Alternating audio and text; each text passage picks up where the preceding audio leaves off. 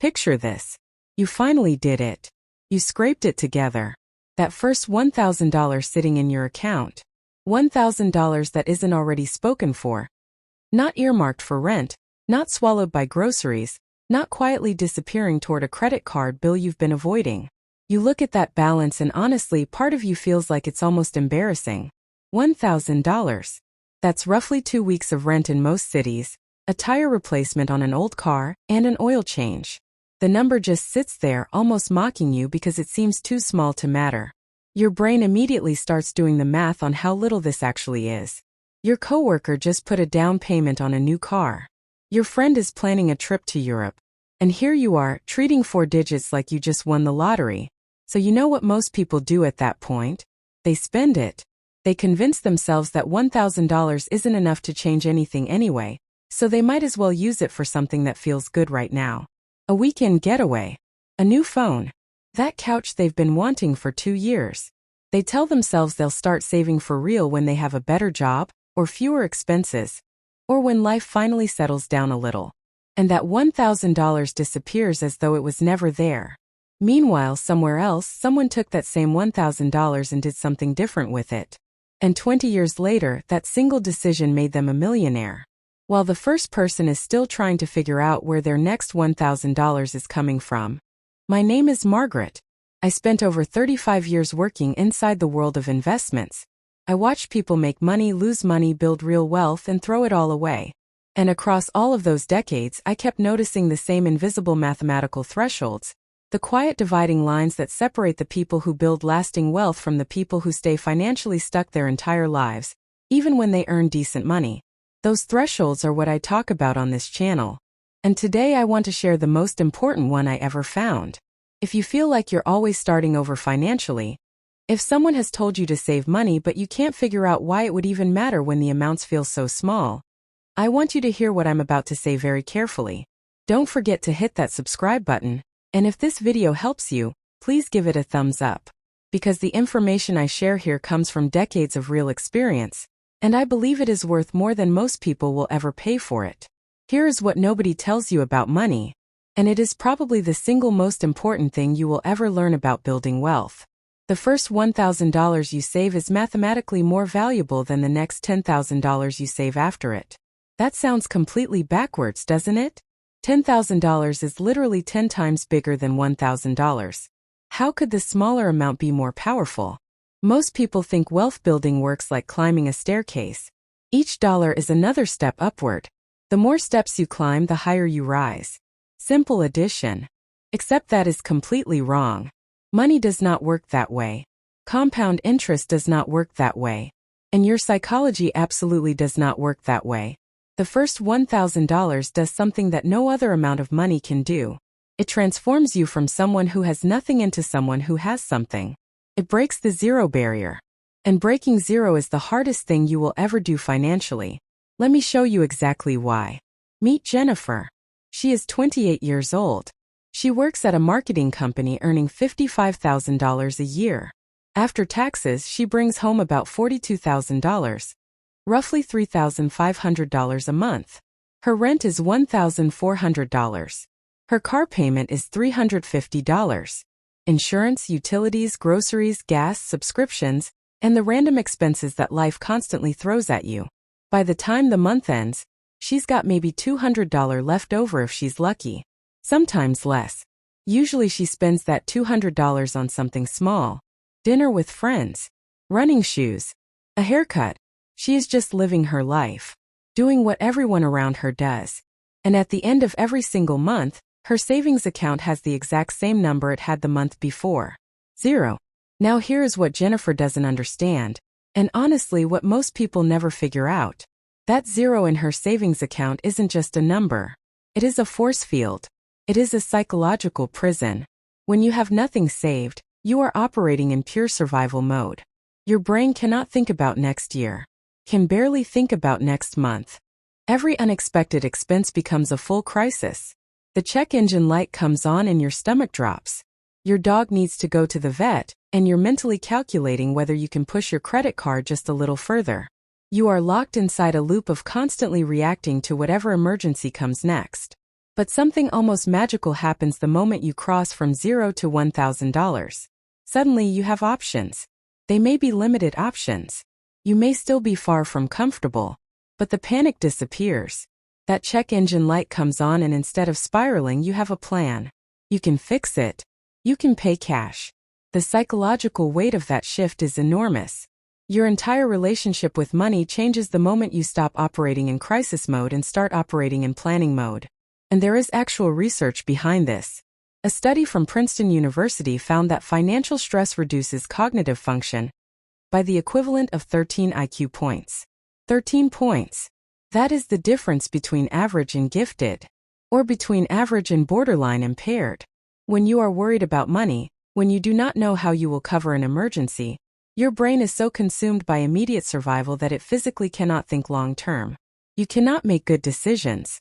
The stress literally makes you less intelligent. Think about what that actually costs you over a lifetime when your brain is running 13 IQ points below its normal capacity. You make terrible financial decisions. You take the payday loan at 400% interest because you cannot think clearly enough to find another option. You stay at the job that underpays you because you're too stressed to update your resume and look for something better. You buy the expensive car because the monthly payment sounds manageable, and you cannot calculate what the total cost actually adds up to over 5 years. The person with $1,000 in the bank isn't just sleeping better at night. They are making smarter choices throughout the day. And those smarter choices compound over time just like interest does. Your first $1,000 is buying back your ability to think clearly. That first $1,000 removes the impairment.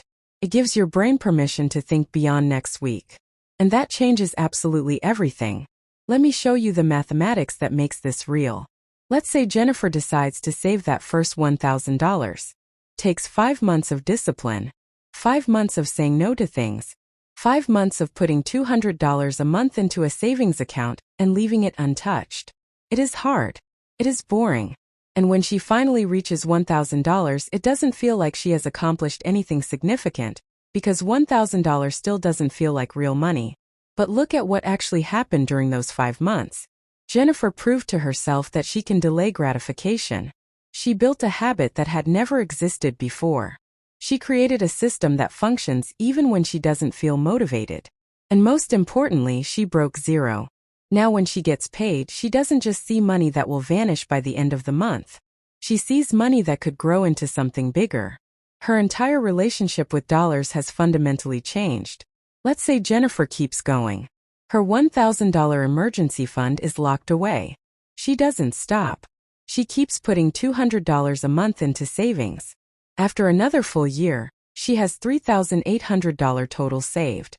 It still doesn't sound like a fortune, but now she can do something different. She can invest.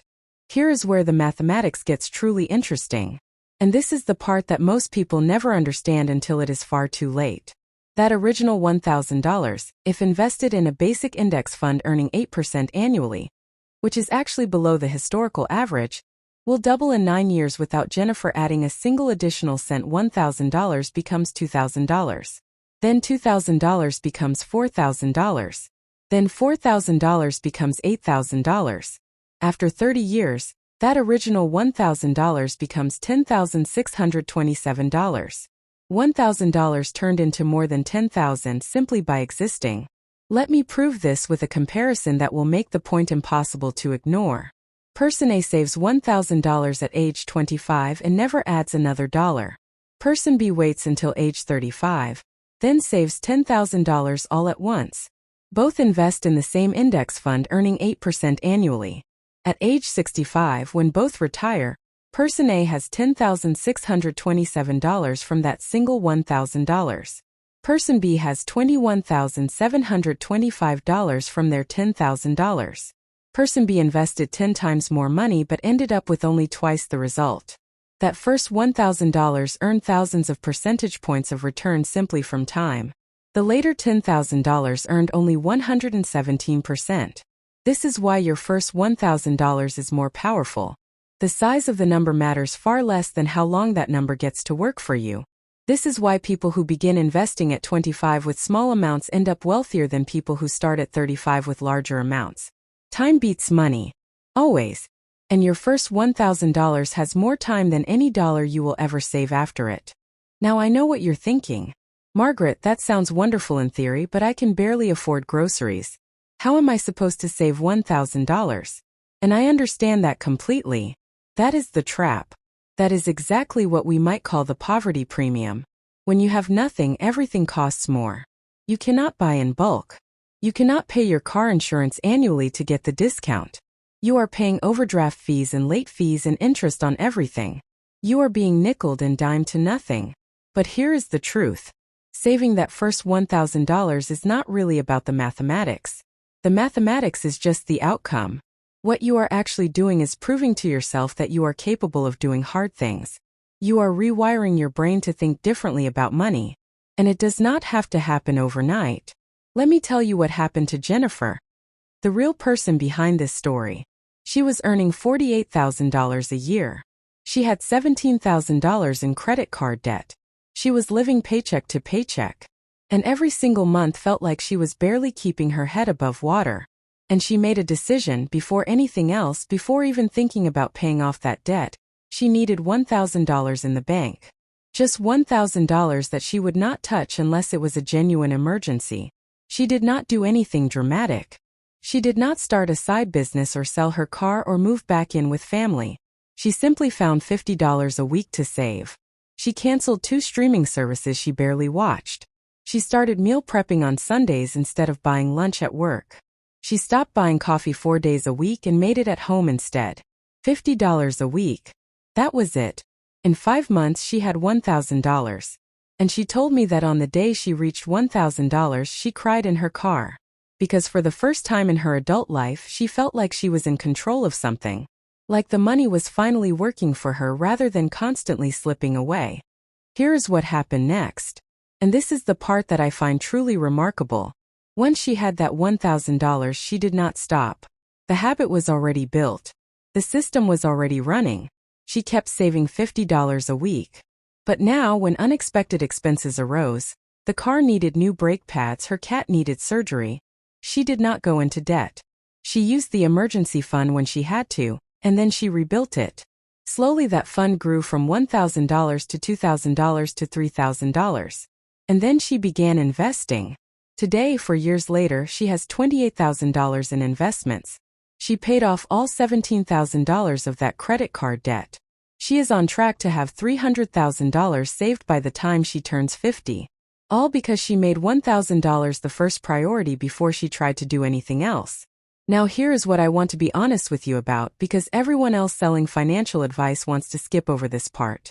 Those 5 months she spent building that first $1,000 were genuinely difficult. She missed her friend's birthday trip. She said no to concerts she wanted to attend. She ate the same meal prep chicken and rice 4 days a week and grew thoroughly sick of it. She felt like she was missing out on life while everyone around her was out there living. And there were moments she nearly quit. Moments where she genuinely wondered, what is the point of having $1,000 someday if I am miserable right now? But here is what she realized, and it changed everything for her. The people who were out there living, the ones posting online and quietly judging her for being careful with money 3 years later, they were in the exact same financial position they had always been. Still broke. Still stressed.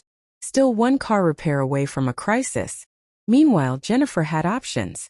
The temporary discomfort of building that first $1,000 had purchased her permanent freedom from financial anxiety. And that trade is worth it every single time without exception. This is the difference between the first $1,000 and the next $10,000. The first $1,000 changes your identity. It moves you from someone who has nothing to someone who has something. From someone who is a victim of circumstances to someone who is actively building a future. The next $10,000 simply makes the pile larger. It matters certainly, but it is incremental growth. The first $1,000 is the transformation itself. Think of it this way, your first $1,000 buys you the ability to say no. No to the predatory loan when your car breaks down. No to the job you despise because you can afford to take 2 weeks to find a better one. No to the living situation that drains you because you have enough saved for a deposit elsewhere. $1,000 doesn't give you financial independence, but it gives you the beginning of financial agency. And agency is what separates those who build wealth from those who stay trapped. There is also a compounding psychological effect that almost nobody discusses. Once you have $1,000 saved, the second $1,000 becomes easier. Your income has not increased. Life has not gotten cheaper. But the distance between $1,000 and $2,000 feels smaller than the distance between $0 and $1,000 because you have already proven the system works. You are starting from momentum rather than inertia. The first $1,000 is like pushing a boulder up a steep hill. The second $1,000 is like pushing that same boulder across flat ground. It still requires effort, but it is nowhere near as brutal. The system we live inside is designed to keep you at zero. The entire consumer economy, the advertising, the payment plans, the buy now pay later options, the subscriptions that renew quietly without asking. All of it is engineered to ensure you never accumulate enough money to have real choices. Because people with choices are bad customers. They do not take the high-interest loan. They do not buy things they do not need simply because something is on sale. They do not stay in jobs they hate because they cannot afford to quit. Companies profit from people who are desperate and trapped. They lose that profit when you become free. Your first $1,000 is your declaration of independence from that system. You are saying, I am done playing this game on their terms. I am building something real. And I am willing to be uncomfortable today in exchange for genuine freedom tomorrow. I want you to do something right now. Calculate how long it would take you to save $1,000 at your current income and your current expenses. How much could you realistically set aside each week? $20? $50? $100? Do the actual mathematics. If you save $20 a week, it takes you 50 weeks. 1 year. That is all. 1 year from today, you could have $1,000 and your entire financial life could begin to look different. But here is the piece I need you to genuinely hear. You cannot use that $1,000 for anything that is not a true emergency. An emergency is not a sale at your favorite shop. An emergency is the car breaking down, the roof leaking, losing your job, medical bills, real emergencies. The emergency fund has one job: to keep you from going into debt when life inevitably happens. And life will happen. It always does. Once you have that $1,000, once you have crossed that threshold, keep it separate. Do not leave it in your everyday account where you will see it every time you log in and be tempted to spend it. Put it in a high-yield savings account at a different bank if necessary, somewhere that requires a day or two to transfer money out. You want just enough friction that you cannot impulse spend it, but not so much friction that you cannot reach it in a real emergency. Then begin building the next layer. The next $1,000. And the one after that. And somewhere around $3,000 to $5,000, you will have enough that you can genuinely begin thinking about investing. About compound growth, about tax-advantaged accounts, about index funds. You can start playing the long game. But none of that happens without the first $1,000. The first $1,000 is the key that opens every other financial door. Stay on this channel, subscribe, turn on the notifications because that is exactly what we are going to talk about next. Here is the truth that most financial advice quietly skips because it is not comfortable to say. Building that first $1,000 requires real sacrifice. You will have to say no to things that everyone around you is saying yes to. You will feel left out at times. You will question whether it is worth it. And the whole time, that $1,000 will feel small compared to what others seem to be doing with their money. But what you are actually doing is laying a foundation that will support the rest of your financial life. So here is what I want you to do right now. Open your banking app. Open a savings account that is separate from your everyday account. Name it whatever motivates you: emergency fund, freedom fund, future fund. Set up an automatic transfer, even if it's just $10 a week. Because the amount matters far less than the system. You are building a habit that will make you wealthy over the next 20 years. And when you reach that first $1,000, sit with that feeling. Really let yourself feel it. Do not minimize it. Do not tell yourself it is not that much. Because that number represents something far greater than 4 digits in an account. It represents control. Options. The proof that you are building something instead of merely surviving. The people who understand this, who prioritize reaching $1,000 before anything else, are the ones who end up financially free. The people who skip this step stay stuck, still wondering where to begin, while others are already a decade into compound growth. Your first $1,000 is more powerful than your next $10,000 because it represents the transformation. From trapped to free, from reacting to planning, from hoping things work out to knowing you will be okay. That first $1,000 is the foundation everything else is built upon. And you can start building it today.